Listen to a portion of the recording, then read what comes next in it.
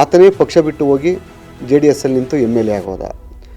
ಕೆಲವರಲ್ಲಿ ಭಾಳ ಯಕ್ಷ ಪ್ರಶ್ನೆ ಆಯಿತು, ಮಂಜು ಅವ್ರ ಜೊತೆ ಕಮಿಟ್ಮೆಂಟ್ ಆದಮೇಲೆ ಕೇಸ್ ಹೊರಟೋಗ್ಬಿಡ್ತಾರೆ ಅಂತೇಳಿ.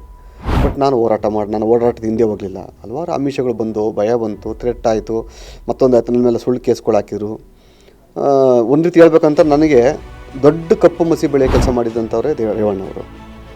ಎಲ್ಲ ಕೃತ್ಯಗಳನ್ನು ಉಪಯೋಗಿಸಿದ್ರು ಅವರಲ್ಲಿ. ಕೊನೆಯ ಅಂತಿಮ ಘಟ್ಟ ಯಾವುದು ಅಂತ ಅಂದರೆ ಹನಿ ಟ್ರ್ಯಾಪ್ ಲೆವೆಲ್ಗೂ ಕೂಡ ಬಂತು ನನ್ನ. ಸೊ ಇಂಥದ್ದೆಲ್ಲ ಒಂದು ದೊಡ್ಡ ಗುರುತರವಾದಂಥ ಆರೋಪಗಳನ್ನ ನಮ್ಮ ಮೇಲೆ ಮಾಡಿದರು. ಬಟ್ ನಾನು ಬಗ್ಲಿಲ್ಲ, ನಾನು ಹಿಂದೆ ಹೋಗಲಿಲ್ಲ. ನನ್ನ ಜೊತೆ ಯಾರೂ ನಿಂತ್ಕೊಳ್ಳಿಲ್ಲ ನಾಯಕರುಗಳು.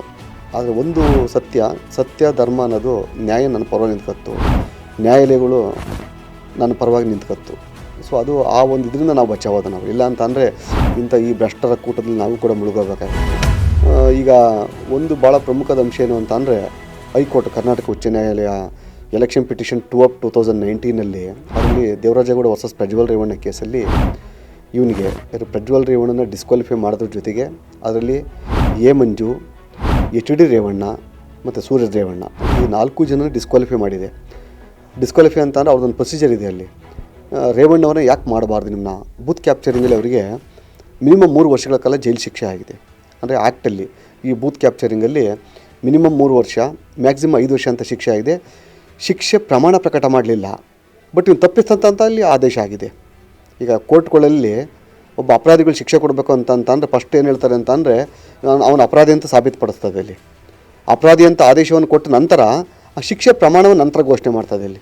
ಸೊ ಅದೇ ಥರ ರೇವಣ್ಣ ಅಪರಾಧಿ ಅಂತ ಸಾಬೀತಾಗಿದೆ, ಶಿಕ್ಷೆ ಪ್ರಕಟವನ್ನು ಮಾಡಿಲ್ಲ ಅಲ್ಲಿ. ಅದಕ್ಕೆ ನೋಟಿಸ್ ಕೊಟ್ಟಿದ್ದೆ, ಅದ್ರ ಮೇಲೆ ಸುಪ್ರೀಂ ಕೋರ್ಟ್ ತಡೆಯಾಜ್ಞೆ ಆಗಿದೆ. ಆ ತಡೆಯಾಜ್ಞೆ ತಿರುವಾಯಿತು ಅಂತ ಅಂದರೆ ರೇವಣ್ಣವರು ಆ ಶಿಕ್ಷೆಗೆ ಗುರಿ ಆಗಲೇಬೇಕು. ರೇವಣ್ಣ ಅವರು ಯಾವ ಪ್ರಕರಣದಲ್ಲಿ ಅವರು ಅಪರಾಧಿ ಅಂತ ಸಾಬೀತಾಗಿರುವಂಥದ್ದು, ಯಾವ ವಿಷಯದ ಮೇಲೆ ಅಂತ?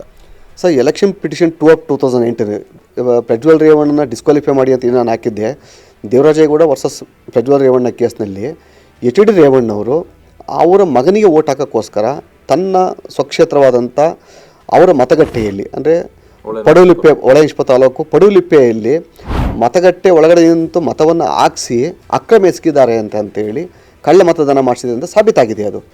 ಅದನ್ನು DC ಎಲೆಕ್ಷನ್ ಆಫೀಸರ್ ಎಲ್ಲರನ್ನ ಕರೆಸಿ ಆ video footage, CC camera footage ಎಲ್ಲ ತಂದು ನೋಡಿ ಅದರಲ್ಲಿ ಅವನ ಅಪರಾಧಿ ಅಂತ ಸಾಬೀತಾಗಿದೆ.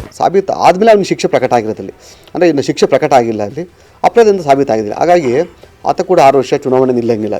ತೀರ್ಪು, ಸುಪ್ರೀಂ ಕೋರ್ಟ್ ತೀರ್ಪು ಹೊರಗೆ ಬಂದ ತಕ್ಷಣ, ಆ ವೆಕೆಟಾಗಿ ಹೊರಗೆ ಬಂದ ತಕ್ಷಣ ರೇವಣ್ಣವರು ಕೂಡ 6 ವರ್ಷಗಳ ಕಾಲ ಚುನಾವಣೆ ನಿಲ್ಲಂಗಿಲ್ಲ. ಮತ್ತು ಮಿನಿಮಮ್ 3 ವರ್ಷ, ಮ್ಯಾಕ್ಸಿಮಮ್ 5 ವರ್ಷ ಜೈಲಿಗೆ ಹೋಗಲೇಬೇಕಾಗ್ತದೆ.